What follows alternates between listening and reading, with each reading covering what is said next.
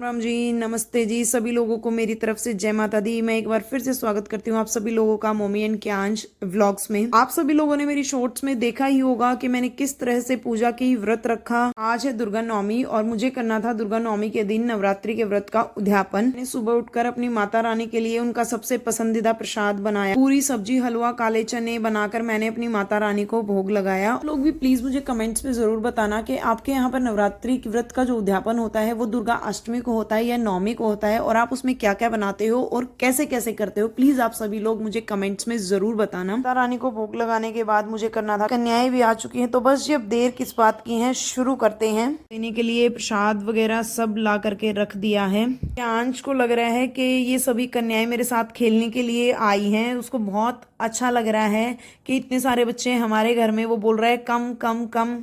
और ये मेरी प्यारी सी ननंद दीपी ये सभी कन्याओं को बुलाकर लेकर आई है प्रसाद के लिए, मेरी मदद कर रही है। ये दीपी बुआ जी की तरफ से उसके भतीजे को ढेर सारा प्यार। यहाँ से होती है कन्या पूजन की शुरुआत। सभी कन्याएं अपनी अपनी जगह पर बैठ गई हैं और वो खूब सारा एंजॉय कर रही हैं कि मैं क्या कर रही हूँ, कैसे कर रही हूँ, वो सभी लोग देख रही हैं। हिंदू धर्म में जितना महत्व नवरात्रि का माना जाता है उतना ही कन्या पूजन का भी होता है।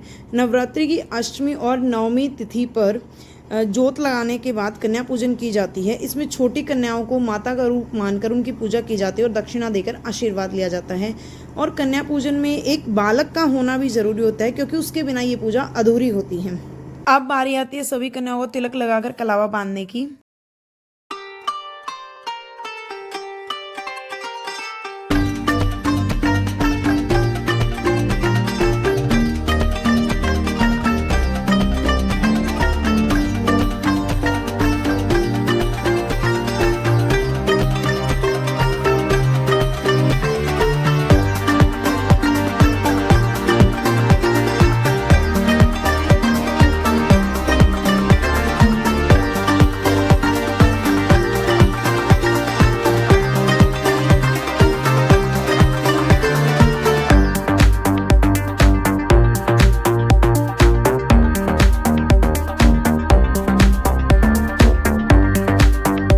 कन्याओं को मैंने हलवे का भोग लगवा दिया था। भोग लगवाने के बाद मैंने सभी को माता रानी का प्रसाद दिया। नवरात्रि कन्या पूजन में जिस तरह से कन्याओं की 9 संख्या होनी चाहिए, ठीक उसी तरह से बालकों की 2 संख्या होनी चाहिए, क्योंकि एक बालक को भैरव बाबा और एक को भगवान गणेश जी का रूप मानते हैं, क्योंकि भगवान गणेश जी को पूजे बिना कोई भी पूजा अधूरी होती है। वहीं भैरव को माता रानी का पहरेदार माना गया है। 9 कन्याओं को अलग अलग रूपों में पूजा जाता है। जैसे 2 साल की कन्या को कन्याकुमारी के रूप में, 3 साल की कन्या को त्रिमूर्ति, 4 साल की कन्या को कल्याणी, 5 साल की कन्या को रोहिणी, 6 साल की कन्या को कालिका, 7 साल की कन्या को चंडिका, 8 साल की कन्या को शांभवी, 9 साल की कन्या को दुर्गा और 10 साल की कन्या को सुभद्रा के स्वरूप में पूजा जाता है।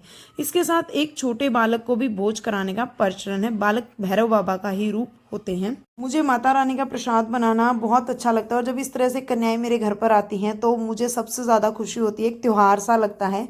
बाय बाय सभी को, हर साल ऐसे ही आते रहो। अब भैरव बाबा का भी हो गया है इंतज़ार ख़त्म, आ गया है वो भी रेडी होकर।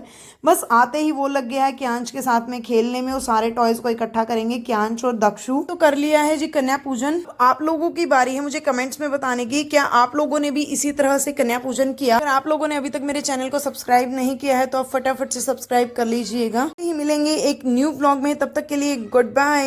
Enjoy my video, thanks for watching.